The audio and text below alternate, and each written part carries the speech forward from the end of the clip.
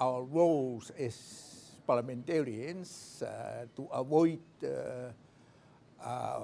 domestic violence about women and girls at home. In 2003, the parliament had passed a law, which is namely the Family Protection Act. And it came into force in 2014, which protect the rights of the women and the members of the family. And also we have some other regulations which protect the rights of the women and the girls. I learned a lot about this conference, and I'm going to submit a private bill to our parliament about the elderly right. Thank you. Assalamualaikum and salam sejahtera. I am standing now at the 11th General Assembly for AFPPD, Asia Pacific Parliamentarians Advancing ICPD Achieving SDGs. Malaysia is very lucky that we have achieved most of our MDGs, but in population and development we have rising issues. For example, we have rising issues in terms of the aging population. Right now we stand at 8% aging population, but by 2030 we will reach 15%, which is something like 5.5 or 5.6 million people who are aging. That, in Malaysia, we have all the rules, regulations, and to secure women's position. That there is no disparity in terms of wages, equal opportunity to jobs. However, we still find in certain positions that women is lacking. Though we have adopted the 30% participation of women in decision-making positions. Nevertheless, yet to be seen.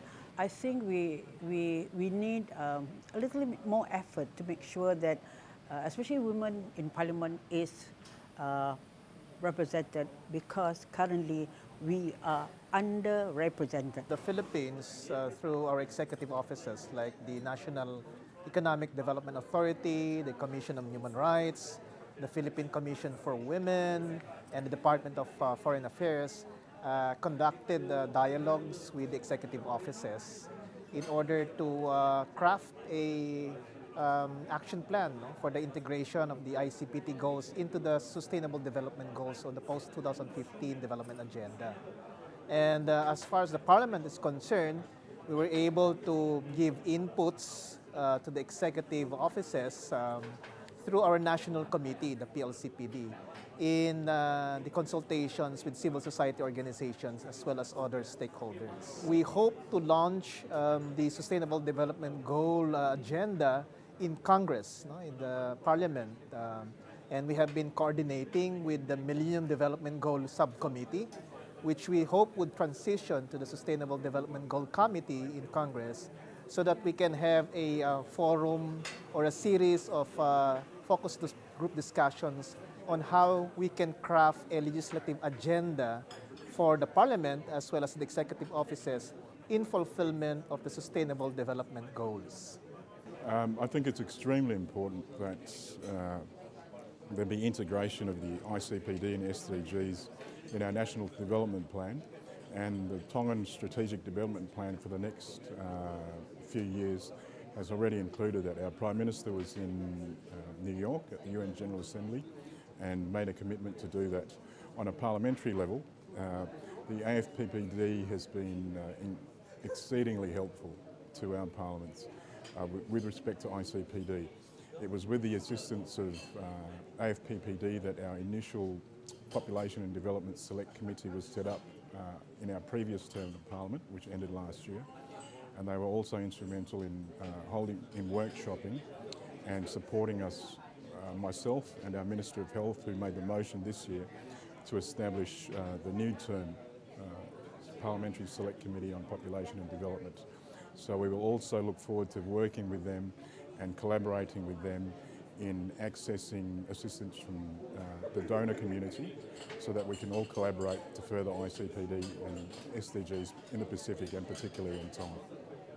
Well, Australia has just very recently decided that we will have over 80% of our aid budget spent on issues which reflect the empowerment of women and girls.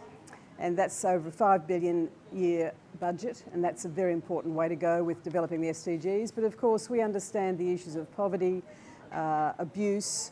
We have a very important national strategy for diminishing domestic violence in the country, eradicating domestic violence. We have policies of universal education. We all the time are trying to improve our health, our access to services for health where the low-income people can't pay. So there's free health services for those across the community who may not be able to be privately insured. So in all of the major SDGs, whether it's to do with environment, with cooperating with others, with supporting others, and looking to our own spreading of the good things of Australia across every man, woman and child, that's where we need to be with the SDGs, and that's where we're driving to. In order to respond to aging issue in China, I think we should do three things. The first one is that we should distribute the scientific knowledge to every person. The second one is the Chinese government should take the responsibility for strategy and policy setting, and also to support the funds to the control project. The third thing is that we should organize the whole society together, including the government sectors and the NGOs, to do the work together.